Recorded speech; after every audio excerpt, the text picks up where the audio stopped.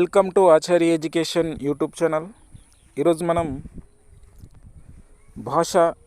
మాతృభాషకు సంబంధించినటువంటి బోధన లక్ష్యాలకు సంబంధించి ఎన్సిఎఫ్ సూచించినటువంటి సూచనల మేరకు ఎస్సిఎఫ్ సూచించిన వాటి మేరకు మనకు ఏ విధంగా ఉంది విధానాలు, మరి కొన్ని దశల్లో గురించి మనం తెలుసుకున్నాం. మొదటి దశ, రెండో దశ, మూడో దశ, నాలుగో దశ అని తెలుసుకున్నాం. ఈ దశలలో ఒక్కొక్క దశలో ఏ అంశాలు ఉన్నాయనేటువంటి మనం తెలుసుకుందాం.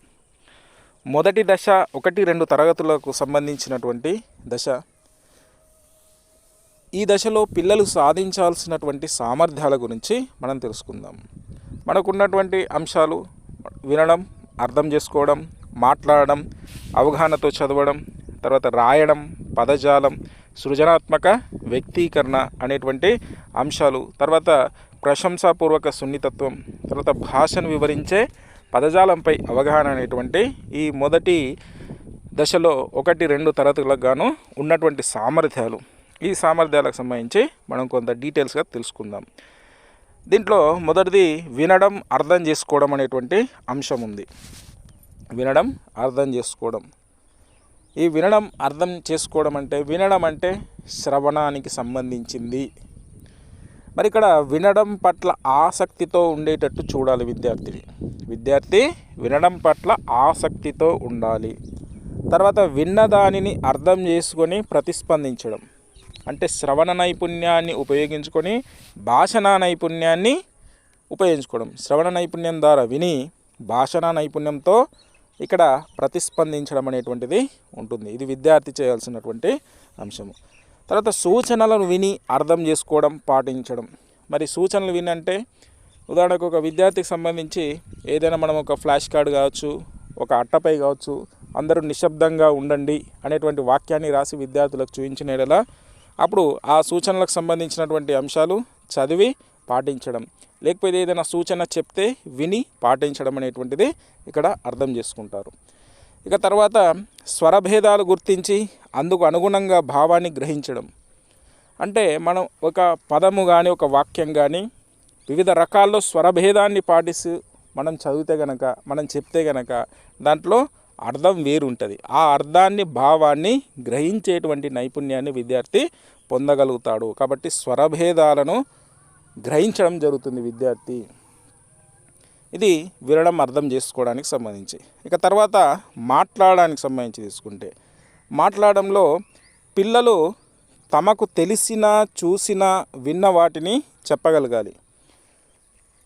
పూర్వజ్ఞాన పరిశీలనలో భాగంగా కావచ్చు, లేకపోతే ఉన్ముఖీకరణ చిత్రానికి సంబంధించింది కావచ్చు, లేకపోతే ఒక పాఠ్యాంశంలో ఒక అంశాన్ని చెబుతూ ఉన్నప్పుడు ఆ విద్యార్థికి తెలిసినటువంటి, చూసినటువంటి, విన్నటువంటి వాటిని చెప్పగలిగేటువంటి సామర్థ్యాన్ని విద్యార్థులు పొంది ఉండాలి.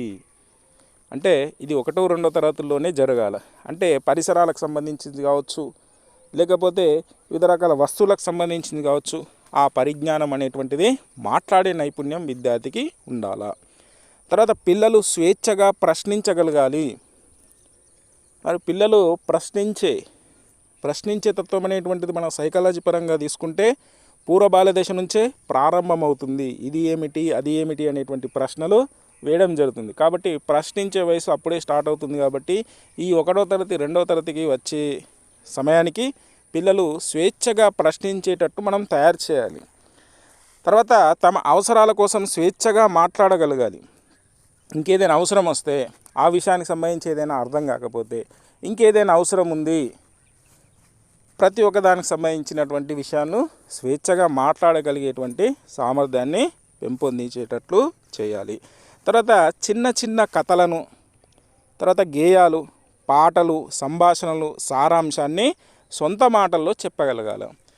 అంటే ఒక పాఠ్యాంశం మనం పూర్తిగా చెప్పిన తర్వాత దీంట్లో నీకు ఏమర్థమైంది అని మనం అడిగితే కనుక మళ్ళీ పుస్తకాన్ని చూసుకుంటూ చదవడం కాకుండా ఆ విన్నటువంటి నాలెడ్జ్, జ్ఞానాన్ని తీసుకొని ఆ జ్ఞానాన్ని తన సొంత మాటల్లో చెప్పే విధంగా విద్యార్థులను తయారు చేయాలి. అంటే అక్కడి వరకు ఎంతవరకు అర్థమైందో ఆ అర్థమైనటువంటి విషయాన్ని సారాంశంగా చెప్పేటట్టు మనం ప్రయత్నం చేయాలి. ఇక తర్వాత మాట్లాడేటప్పుడు స్పష్టోచ్చారణతో, స్పష్టమైనటువంటి ఉచ్చారణతో, భాషకు చెందిన నియమాలకు లోబడి మాట్లాడాలి. ఆ విధంగా మాట్లాడేటట్టు తయారు చేయాలి. మరి మాట్లాడేటప్పుడు స్పష్టోచ్చారణ, మరీ వేగంగా కాకుండా ప్రతి ఒక్క పదాన్ని అక్షరాన్ని ఏ విధంగా పలకాలో అదే విధంగా పలుకుతూ స్పష్టంగా ఉచ్చరిస్తూ ఈ విధంగా భాషకు చెందిన నియమాలకు లోబడి మాట్లాడేటట్టు చేయాలి. ఇది మాట్లాడడానికి సంబంధించినటువంటి సామర్థ్యం. తర్వాత అవగాహనతో చదవడం. అవగాహనతో చదవడానికి సంబంధించి చదువుతున్న అంశంలో వాక్యాలను, పదాలను, అక్షరాలను స్పష్టంగా గుర్తించాలి. అంటే ఇది చదవడానికి సంబంధించి. మరి చదువుతున్నటువంటి అంశంలో వాక్యాలు ఏమున్నాయి, ఆ వాక్యంలో ఉన్నటువంటి పదాలు ఏమున్నాయి, ఆ పదాలలో ఉన్నటువంటి అక్షరాలను స్పష్టంగా గుర్తించగలగాలి. ఆ గుర్తించినప్పుడే సరిగ్గా అక్షరాన్ని, పదాన్ని, వాక్యాన్ని చదవగలడు. ఇక తర్వాత బాలగేయాలు కానీ, చిన్న చిన్న కథలు, సంభాషణలు, కార్టూన్ చిత్రాలు, గేయ కథలు చదవాలి. మరి ఇవన్నీ చదవడానికి సంబంధించి. మరి బాలగేయాలు ఏవైతే ఉన్నాయో బాలగేయాలకు సంబంధించినటువంటి శిశు గేయాలు, అభినయ గేయాలు ఇవన్నీ కూడా చదివేటట్టు నైపుణ్యాన్ని పెంపొందించాలి. తర్వాత చిన్న చిన్న కథలను కూడా చదివేటట్టు చూడాలి, ప్రోత్సహించాలి. సంభాషణలు, మాటలకు సంబంధించినటువంటివి కూడా చదివేటట్టు చేయాలి. కార్టూన్ చిత్రకథలు అంటే మామూలుగా మొత్తం చిత్రాలే ఉంటాయి, దాంట్లో ఏ విధమైనటువంటి రాతపూర్వకంగా ఏముండయి, ఈ చిత్రాలను చూసుకుంటూ చదవడం. అంటే చిత్రంలో ఉన్నటువంటి అంశాన్ని గమనించి దాన్ని చదవడం అన్నట్టు. ఇక తర్వాత గేయ కథలు చదవాలి. గేయ కథలు ఉంటాయి, ఆ గేయ కథలను చదవడం. ఈ విధంగా అర్థం చేసుకోవాలి ఇవన్నీ కూడా. తర్వాత సొంత మాటల్లో చెప్పగలగాలి. సొంత మాటల్లో చెప్పగలగాలి. ఇది అవగాహనతో చదవడానికి సంబంధించి. ఇక తర్వాత రాయడం. పిల్లలు 2వ తరగతి పూర్తయ్యేసరికి సరళ పదాలు, గుణింత పదాలను తప్పు లేకుండా రాయగలగాలి. మరి సరళ పదాలంటే మనకు వర్ణమాలలో ఉన్నటువంటి తేలికమైనటువంటి అక్షరాలను అనుసరించి రాసేటువంటి మనం సరళ పదాలు అనొచ్చు. అంటే దీర్ఘాలు, గుణింతాలు అలాంటివన్నీ ఏమీ లేనటువంటి. ఉదాహరణకు కడప అనేటువంటి ఉంది, క-డ-ప. ఇది ఈ కడప అనేటువంటిది సరళ పదం అని చెప్పుకోవచ్చు. తర్వాత పలక, ఇవన్నీ కూడా సరళ పదాలు అంటారు. ఈ విధంగా సరళ పదాలకు సంబంధించి 2వ తరగతి పూర్తయ్యేసరికి సరళ పదాలు అనేటువంటి అన్నీ కూడా విద్యార్థులకు రావాలి. తర్వాత గుణింత పదాలు తప్పులు లేకుండా రాయగలగాలి. గుణిత పదాలు ఏవైతే ఉంటాయో అవి తప్పులు లేకుండా రాయాలి. తలకట్టు, దీర్ఘం, గుడి ఇవన్నీ ఉంటాయి కదా, వాటికి సంబంధించి. ఇక తర్వాత పదజాలానికి సంబంధించి చూసుకుంటే వర్ణమాల, గుణింతాలు, ఒత్తు అక్షరాలతో పదాలను నిర్మించగలగాలి. అంటే వర్ణమాలలో ఉన్నటువంటి ఆ అనేటువంటి అక్షరం నుంచి మనం అనుకునేటువంటి రౌతీ వరకు, బండిరా వరకు. తర్వాత గుణింతాలు కానీ, తర్వాత ఒత్తు అక్షరాలతో పదాలను నిర్మించగలగాలి. అంటే ఏదైనా ఒక అంశం చెప్తే ఆ అంశంలో ఉన్నటువంటి అక్షర, పద, వాక్య నిర్మాణం అనేటువంటిది సరిగ్గా ఉండాలి. ఇక తర్వాత ప్రాస పదాలు, జంట పదాలు. ప్రాస పదాలు ఏవైతే ఉంటాయో, తర్వాత జంట పదాలు ఏమున్నాయో, ధ్వన్యనుకరణ పదాలు ఏమున్నాయి, ఇవన్నీ కూడా వాక్యాలు చెప్పగలగాలి, రాయగలగాలి అనేటువంటి పదజాలం. ఇవన్నీ మనకు 1వ తరగతి 2వ తరగతి పుస్తకంలో జంట పదాలు కానీ, ధ్వన్యనుకరణ పదాలు కానీ ఇవన్నీ మనకున్నాయి. విద్యార్థులతో చెప్పేటట్టు మళ్ళీ రాసేటట్టు కూడా ప్రోత్సహించాల్సినటువంటి అవసరం ఉంది. ఈ విధంగా చేస్తే పదజాలం అనేటువంటిది విద్యార్థుల్లో పెరుగుతుంది. ఇక తర్వాత సృజనాత్మక వ్యక్తీకరణ. సృజనాత్మక వ్యక్తీకరణకు సంబంధించి మనం తెలుసుకుంటే మౌఖికకు సంబంధించినటువంటి రూపాలు, లిఖిత రూపాలు, ప్రదర్శన రూపాలు అనేటువంటి మనకి ఈ విధంగా సృజనాత్మక వ్యక్తీకరణకు సంబంధించి ఇచ్చాడు. ఇక్కడ అభినయ గేయాలను పొడిగించడం, చిత్రాల ఆధారంగా పాత్రల మధ్య జరిగే సంభాషణలను ఊహించి చెప్పడం, రాయడం. అంటే సృజనాత్మక వ్యక్తీకరణ మనకు 1వ తరగతి 2వ తరగతి పుస్తకాల్లో తీసుకుంటే ఏదైనా ఒక పటాన్ని ఇచ్చి ఆ పటానికి రంగులు వేయడం అని చెప్పేటువంటి ఒక సృజనాత్మక వ్యక్తీకరణ ఉంటుంది. తర్వాత కొన్ని డాట్స్, చుక్కలు పెట్టి లేదా 1, 2, 3 అనేటువంటి అంకెలు ఒక ఆకృతిలో మనం చేస్తే అవన్నిటిని కలపడం ద్వారా కూడా ఒక ఆకారం వచ్చేటట్టు, ఉదాహరణకి ఏనుగు బొమ్మ కావచ్చు, కుక్క బొమ్మ కావచ్చు, లేకపోతే ఒక గాలిపటం కావచ్చు, ఏదైనా కావచ్చు. అలాంటి ఇక్కడ చేయడం అనేటువంటి మనకు 1వ 2వ తరగతి పుస్తకాల్లో ప్రధానంగా ఉంది. మరి ఇక్కడ మౌఖిక మరియు లిఖిత రూపాలకు సంబంధించినటువంటి ఏముంటాయంటే అభినయ గేయాలను పొడిగించడం, మరియు మామూలుగా ఉన్నటువంటి అభినయ గేయాలు ఉన్నాయి. ఆ అభినయ గేయాలు ఉన్నటువంటి వాటిని ఇంకా పొడిగించడం, ఇంకా ఏదైనా ఒక వాక్యము లేదా 2 వాక్యాలు దానికి కలపడం. తర్వాత చిత్రాల ఆధారంగా పాత్రల మధ్య జరిగేటువంటి సంభాషణ ఊహించి చెప్పడం, రాయడం. అంటే ఒక చిత్రాలను చూపిస్తే ఆ చిత్రాల్లో ఏమి జరుగుతుంది, వాటికి సంబంధం ఏముంది, ఒక చిత్రానికి ఇంకో చిత్రానికి సంబంధం ఏముంది అనేటువంటిది ఊహించి చెప్పడం, రాయడం అనేటువంటిది సృజనాత్మక వ్యక్తీకరణ కిందికి వస్తుంది. తర్వాత ప్రదర్శన రూపాలకు సంబంధించి సృజనాత్మక తీసుకుంటే గేయాలను రాగయుక్తంగా పాడడం, అభినయించడం. అంటే ఒక గేయానికి ఎట్లా చేయాలో అనేటువంటిది తెలియదు, వాళ్ళే క్రియేట్ చేసుకుంటారు. కాబట్టి రాగయుక్తంగా ఎలా పాడాలి, దానికి ఎలా అభినయించాలి అనేటువంటిది ఇది ప్రదర్శన రూపకంగా మనం చెప్పొచ్చు. తర్వాత పొడుపు కథలకు విడుపులు చెప్పడం, చిన్న చిన్న పొడుపు కథలు రాయడం. మామూలుగా పొడుపు కథ ఉంటుంది, తోకలేని పిట్ట 90 ఆమడలు పోతుంది, ఇదో పొడుపు కథ. దాన్ని విడుపులు కూడా చెప్పడం అనేటువంటిది కూడా సృజనాత్మక వ్యక్తీకరణ కిందకే వస్తుంది. ఇంకా చిన్న చిన్న పొడుపు కథలు రాయడం. ఇంకా వాడు ఇలాంటివన్నీ చదివిన తర్వాత, ఇలాంటివన్నీ నేర్చుకున్న తర్వాత విద్యార్థి సొంతగా పొడుపు కథలు రాసేటువంటి సామర్థ్యం, చెప్పేటువంటి సామర్థ్యం పెరుగుతుంది. ఇది సృజనాత్మక కిందకే వస్తుంది. తర్వాత నాటకీకరణ చేయడం, పాత్ర పోషణ చేయడం, చిత్రాలు గీయడం, రంగు వేయడం. ఇది కూడా సృజనాత్మక వ్యక్తీకరణకు సంబంధించే వస్తుంది. నాటకీకరణ చేయడం, పాత్ర పోషణ చేయడం అంటే మామూలు విషయం కాదు. ఇది కూడా సృజనాత్మకత ఉన్నటువంటి వ్యక్తులే చేస్తారు. తర్వాత చిత్రాలు గీయడం, రంగులు వేయడం, ఇది కూడా సృజనాత్మక కిందకే వస్తుంది. మనకు డైరెక్ట్గా క్వశ్చన్లు అడగడానికి ఆస్కారం ఉంటుంది. చిత్రాలను గీయడం, రంగులు వేయడం దేనికి సంబంధించి, ఏ సామర్థ్యానికి సంబంధించి అంటే సృజనాత్మక వ్యక్తీకరణకు సంబంధించింది అని మనం చెప్పవచ్చు. ఇక తర్వాత ప్రశంసాపూర్వక సున్నితత్వం. ప్రశంసాపూర్వక సున్నితత్వానికి సంబంధించి తోటి పిల్లలను పేరుతో గౌరవంగా సంబోధించడం. అంటే ఇక్కడ ఎట్లా పేరుతో గౌరవంగా సంబోధించడం, వారి వారి పేర్లు ఏమున్నాయో ఆ పేర్లను గౌరవంగా సంబోధించడాన్ని మనం ప్రశంస అని చెప్పుకున్నాం. ఇంతకుముందు ప్రశంస అంటే కవులు కానీ, రచయితలు కానీ వాళ్ళు రాసినటువంటి పద్యాలు, గేయాలు, కథలు ఏవైతే ఉన్నాయో వారు రాసినటువంటి విధానాన్ని ప్రశంసించడం, సంబోధించడం. మరి ఇక్కడ పిల్లలకు సంబంధించి పేరుతో, వారి యొక్క పిల్లలను పేరుతో గౌరవంగా సంబోధించడం, వారితో కలిసి ఆడడం, పాడడం, పనిచేయడం, ఇవన్నీ కూడా ప్రశంసాపూర్వక సున్నితత్వం కిందకి వస్తాయి. ఎందుకు? ఇది ప్రాథమిక దశలో, మొదటి దశలో 1, 2 తరగతుల్లో ఇవే విద్యార్థులకు ఎక్కువ. ప్రశంసించడం, వారు చేసినటువంటి పనిని పొగడడం. తర్వాత భాషను వివరించే పదజాలంపై అవగాహన. అచ్చులు, హల్లులు గుర్తించడం, వీటి మధ్య తేడాను గుర్తించడం, ఇది భాషను వివరించే పదజాలంపై అవగాహన. మరి అచ్చులు అంటే ఏంటి, హల్లులు అంటే ఏంటి, వాటి మధ్య తేడా ఏముంటాయి, ఇవన్నీ కూడా ప్రాథమిక భావనలకు సంబంధించినటువంటి పదజాలాన్ని వినియోగించేటట్టు చేయడం. ఇది మనకు మొదటి దశలో 1వ తరగతి మరియు 2వ తరగతికి సంబంధించినటువంటి అంశాలను తెలుసుకుందాం. ఇక తర్వాత 2వ దశకు సంబంధించి 3, 4, 5 తరగతి పిల్లలు సాధించవలసిన సామర్థ్యాలు ఏమున్నాయో మనం తెలుసుకుందాం.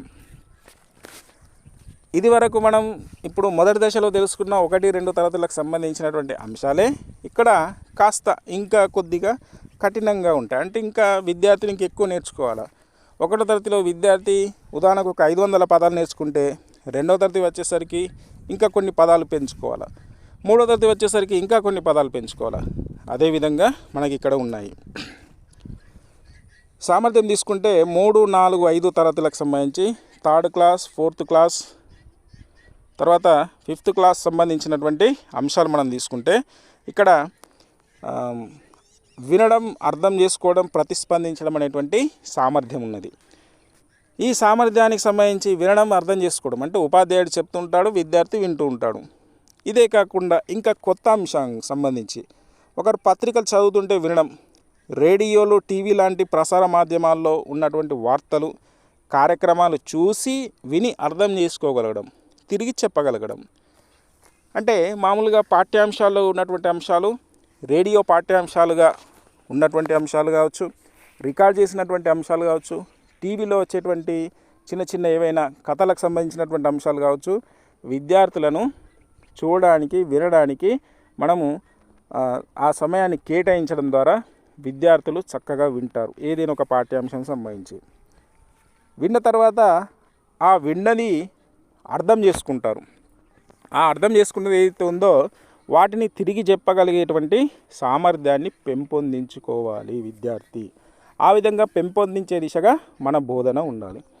అంటే ఈ స్టేజ్ వచ్చేసరికి మనకు న్యూస్ వార్తాపత్రికలు కావచ్చు, రేడియో టీవీలో వచ్చేటువంటి విషయాలు సరిగ్గా విని మళ్ళీ ప్రతిస్పందించడం అంటే తిరిగి చెప్పగలగడం అనేటువంటి అంశము ఇది వినడం, అర్థం చేసుకోవడం, ప్రతిస్పందించడం అనేటువంటి సామర్థ్యానికి సంబంధించి.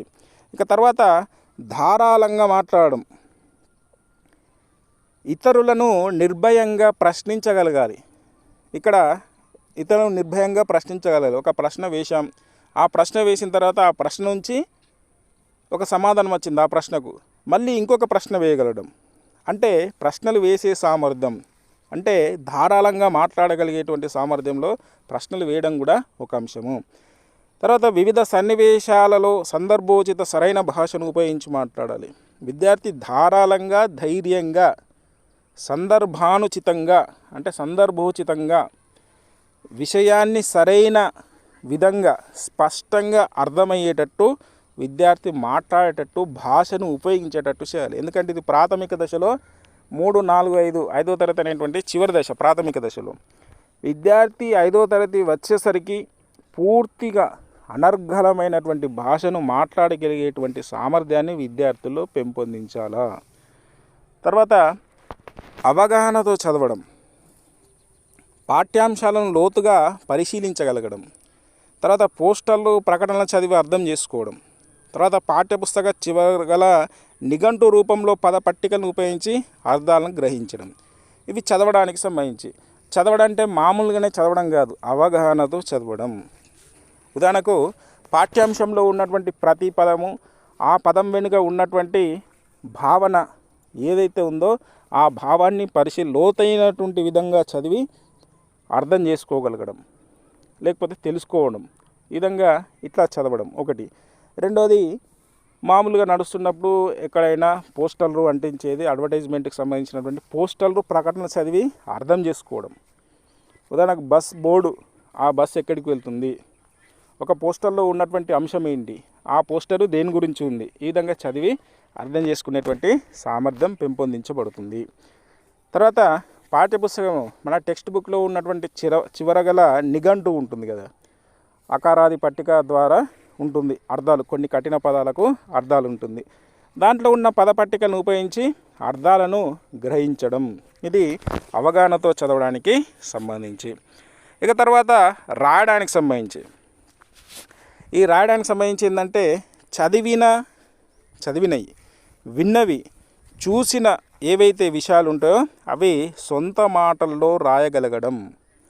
అంటే పిల్లలకు రాయడం అనేటువంటి నైపుణ్యాన్ని ఎట్లా పెంపొందించాలంటే చదివినవి కానీ ఒక పుస్తకంలో ఒక పేజీ చదివాడు, ఆ పేజీ చదివింది సొంత మాటల్లో రాయమని చెప్పాలా, విన్నది కూడా సొంత మాటల్లో రాయమని చెప్పాలా, చూసినటువంటి విషయాలను కూడా సొంత మాటల్లో రాయమని చెప్పాలి. ఈ విధంగా మనం రాయడానికి సంబంధించినటువంటి నైపుణ్యాలను విద్యార్థిలో పెంపొందించవచ్చు. తర్వాత ఈ రాసేటప్పుడు విరామ చిహ్నాలను పాటించగలగడం, అందంగా, దోషరహితంగా, స్పష్టంగా రాయగలిగేటట్టు విద్యార్థిని పెంపొందించాలి.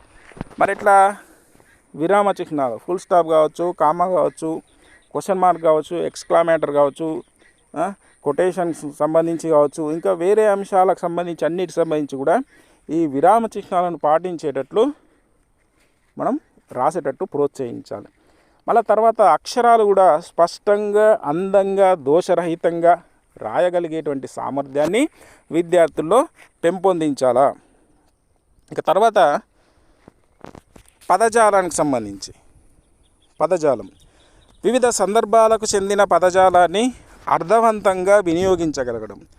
అంటే విద్యార్థికి తెలిసినటువంటి పదజాలం ఏదైతే ఉందో ఆ పదజాలాన్ని రాయడానికి వాడుకోవాలా, మాట్లాడడానికి కూడా వాడుకోవాలా. ఉదాహరణకు ఒక సెలవు పత్రం రాస్తున్నాడు 3వ తరగతి లేదా 4వ తరగతి విద్యార్థి. మరి ఎలాంటి పదాలను ఉపయోగించాలనేటువంటి విషయం విద్యార్థికి తెలిసి ఉండాలా. తగిన సందర్భంలో తగినటువంటి పదాన్ని ఉపయోగించేటట్టు మనం చూడాలి. తర్వాత సాంకేతిక పదజాలాన్ని అర్థం చేసుకోగలడం, పారిభాషిక పదాలు అంటారు కదా, ఆ పారిభాషిక పదాలను కూడా అర్థం చేసుకోవడం, టెక్నికల్ వర్డ్స్ ఏవైతే ఉంటాయో ఆ వర్డ్స్కి సంబంధించినటువంటి జ్ఞానం కూడా విద్యార్థులు తెలుసుకునేటట్టు ఉండాలి. ఇక తర్వాత సృజనాత్మక వ్యక్తీకరణ, స్వీయ వివరాలు రాయగలడం అంటే క్రియేటివిటీ. ఇది కూడా తన సొంతానికి సంబంధించి బయోడేటా రాయడం కూడా ఇది కూడా ఒక క్రియేటివిటీ. తర్వాత డైరీ రాయడం, ఉపాధ్యాయులకు, మిత్రులకు, బంధువులకు లేఖలు రాయడం, ఇవన్నీ కూడా సృజనాత్మక వ్యక్తీకరణే. కాబట్టి విద్యార్థులను ఈ విధంగా సృజనాత్మక వ్యక్తీకరణకు సంబంధించినటువంటి ప్రోత్సహించాలి. ఇక తర్వాత ప్రశంసాపూర్వక సున్నితత్వం.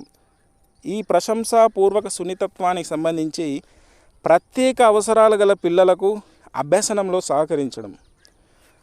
అంటే ప్రత్యేక అవసరాలకు సంబంధించినటువంటి పిల్లలు అంటే లర్నింగ్ డిజేబిలిటీ కావచ్చు, మెంటల్ డిజేబిలిటీ కావచ్చు, ఫిజికల్ డిజేబిలిటీ కావచ్చు. ఈ విధంగా ఏ డిజేబిలిటీ ఉన్నా ఆ డిజేబిలిటీ ఉన్నటువంటి పిల్లలకు అభ్యసనంలో సహకరించడం.